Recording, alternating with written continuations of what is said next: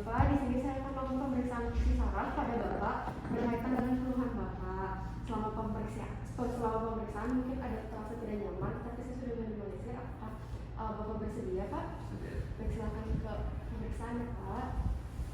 Baik, di sini saya akan cuci tangan sesuai WHO 6 langkah. Lalu di sini saya minta pasien untuk berhadapan dengan saya. Lalu setelah itu di sini saya akan memeriksa dari nervus facialis, aurikular, ulnaris, terus peroneus communis, tibialis posterior, nervus medianus, sama nervus radialis. Di sini perabaannya itu menggunakan 2 atau 3 jari dan meraba pada saraf di atas permukaan tulang. Lalu setelah itu di sini pertama-tama kita akan memeriksa nervus aurikular, magnus kanan dan kiri. Untuk sisi kiri minta pasien untuk mengarah ke kanan. Bapak silakan menghadap ke kanan. Lalu setelah itu kita lihat dari sisi kita lihat dan kita palpasi sepanjang otot sternocleidomastoid. Saraf terletak sekitar sepertiga proksimal otot sternocleidomastoid. Bapak maaf ya Pak, kita raba. Lalu setelah itu kita evaluasi apakah ada pembesaran konsistensi, nyeri tekan, atau sarafnya ini terlihat, dan juga kita lihat ekspresinya ini apakah nyeri atau tidak. Lalu Bapak silakan menghadap ke sisi sebaliknya, lalu kita lihat pada sisi sebelahnya, kita raba juga apakah ada konsistensi, pembesaran atau tidak. Lalu selanjutnya kita lakukan pemeriksaan nervus ulnaris. Kita minta pasien untuk membuka dan menggulung tangan pada baju yang akan diperiksa. Lalu untuk nervus ulnaris kanan ini kita genggam tangan kanan pasien dengan tangan kanan pemeriksa. Lalu setelah itu pastikan tangan pasien ini benar-benar rileks. Lalu bentar deh. Baik Bapak, di sini saya akan melakukan pemeriksaan pada siku kanan belakang Bapak. Saya akan memegang tangan Bapak sehingga sedikit fleksi. Bapak rileks ya Pak. Kemudian jari telunjuk dan jari tengah kiri saya akan mencari nervus ulnaris di dalam sulcus ulnaris, yaitu dilakukan di antara olecranon dan epicondylus medialis. Setelah meraba jika ada pembesaran, kita tentukan konsistensi dan apakah terdapat nyeri tekan atau tidak dengan melihat ekspresi wajah pada pasien. Apakah nyeri Pak? Lalu kita lakukan pada sisi yang berlawanan. Lalu selanjutnya di sini kita periksa pada sisi berlawanan. Jika sudah, di sini saya akan melakukan pemeriksaan nervus peroneus communis. Di sini saya akan melakukan pemeriksaan nervus peroneus communis di ekstra dan juga sinistra. Saya akan melakukan pemeriksaan saraf pada lutut Bapak. Tolong diangkat ya Pak. Jadi kita letakkan jari telunjuk dan jari tengah tangan kanan pada pertengahan betis. Lalu setelah itu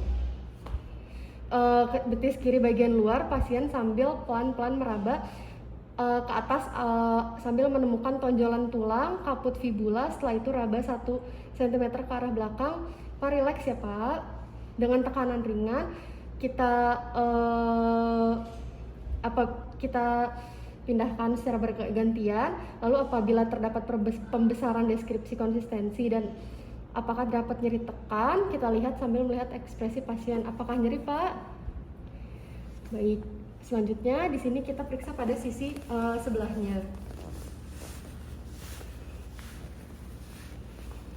Kita periksa, lalu setelah itu kita melakukan pemeriksaan nervus tibialis posterior. Selanjutnya di sini Bapak, di sini kita akan melakukan pemeriksaan saraf di pergelangan kaki Bapak. Silahkan Bapak santai dan rileks aja ya Pak.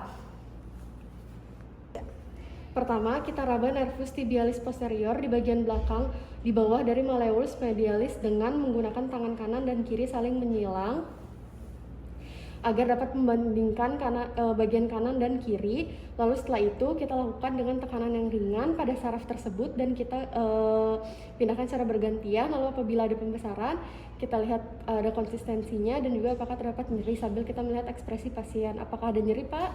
Baik, tidak ada ya Pak. Pemeriksaan nervus facialis. Kemudian kita akan melakukan pemeriksaan nervus facialis. Kita minta pasien untuk memejamkan mata. Apa boleh dipejamkan matanya ya Pak? Kemudian kita melihat apakah terdapat celah pada saat pasien menutup mata. Kita lihat dari arah depan dan dari arah samping. Lalu kita bila terdapat celah, kita lakukan pengukuran dengan penggaris, kemudian catatkan hasilnya. Yang telah kita temukan misalnya lagophthalmos itu sekitar lebih dari 3 mm mata kiri atau mata kanan. Lalu selanjutnya di sini kita melakukan pemeriksaan fungsi sensoris dan motoris pada nervus ulnaros dan medianus. Posisi pasien, tangan yang akan diperiksa diletakkan di atas meja atau paha. Selanjutnya kita pemeriksaan fungsi sensoris dan motoris nervus ulnaros dan medianus. Kita minta posisi pasien di tangan yang akan diperiksa diletakkan di atas meja atau paha pasien atau dapat bertumpu pada tangan pemeriksa. Lalu setelah itu kita lihat dari ujung jarinya itu berada di telapak tangan pemeriksa. Baik Pak, saya akan melakukan tusukan halus dengan menggunakan ujung bolpen atau tangan. Setelah itu nanti saya akan menusuk, lalu Bapak nanti tunjuk ya Pak. Bapak dibuka dulu matanya. Lalu setelah itu minta pasien untuk ditutup matanya ya Pak.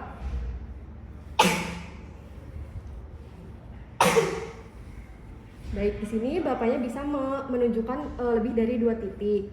Lalu kita lakukan di tangan satunya lagi ya Pak. Dibuka dulu Pak matanya.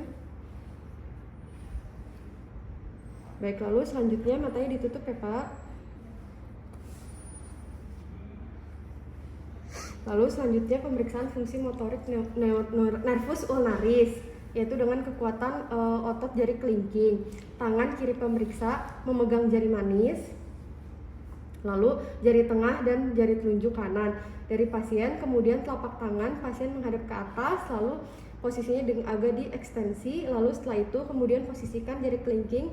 Minta pasien untuk melakukan abduksi dan aduksi. Silakan dibuka Pak selebar mungkin.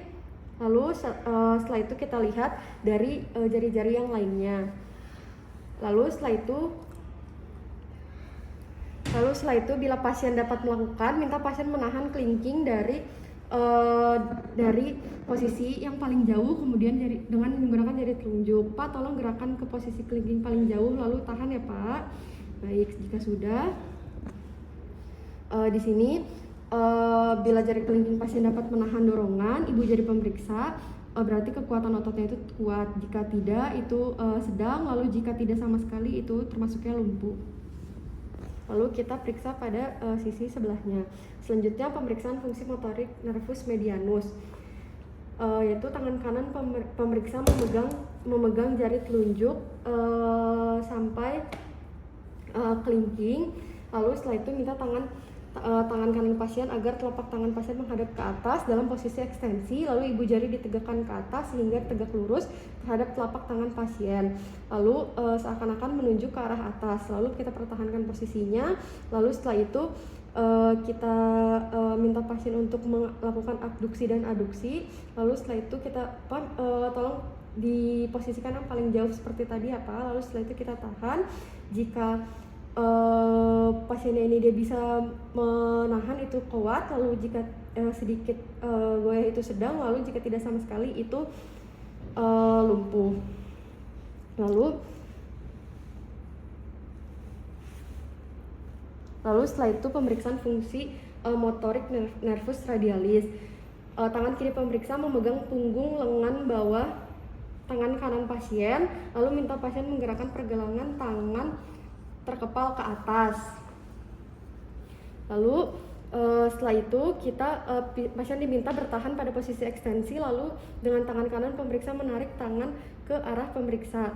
Lalu setelah itu bila pasien mampu menahan tarikan berarti kekuatannya itu tergolong kuat, lalu jika ada gerakan itu sedang, lalu jika tidak sama sekali itu termasuknya lumpuh. Baik, lalu selanjutnya fungsi sensorik nervus tibialis posterior. Kaki kanan pasien diletakkan pada paha kiri. Bapak dinaikkan pahanya Pak, lalu sedikit menghadap ke atas. Lalu setelah itu tangan kiri pemeriksa menyangga ujung jari kaki pasien.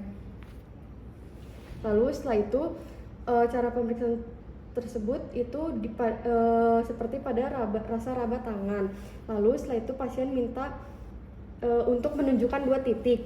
Baik Bapak, di sini saya akan menunjukkan 2 titik. Bapak silakan membuka mata terlebih dahulu. Baik, lalu setelah itu Bapak pejamkan matanya ya Pak. Baik, lalu kita lakukan pada sisi sebelahnya. Lalu setelah itu pemeriksaan fungsi motorik nervus peroneus communis di popliteal lateralis. Di dalam keadaan duduk, pasien diminta mengangkat ujung jari dengan tumit yang terletak